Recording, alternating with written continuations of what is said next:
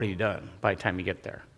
So preparing to be generous helps us be generous. And we're going to talk about that in just a moment. That's a super important thing for us to wrap our minds around.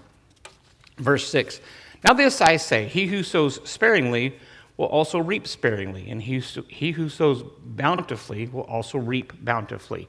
I can give you a real-life example of this. When Chad got to Sierra Leone, one of the problems they were facing was some pretty severe starvation in some of the outlying jungle areas in the bush.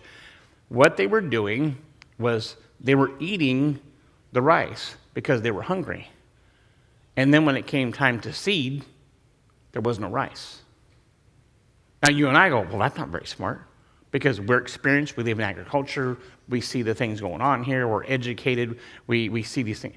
They don't know.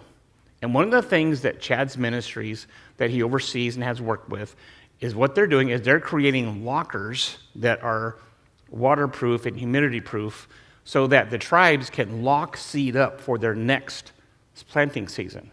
So the first thing they do when they harvest is they put the seed away and they lock it up. And the chief has the key. Nobody else has the key. They cannot get rice out of there.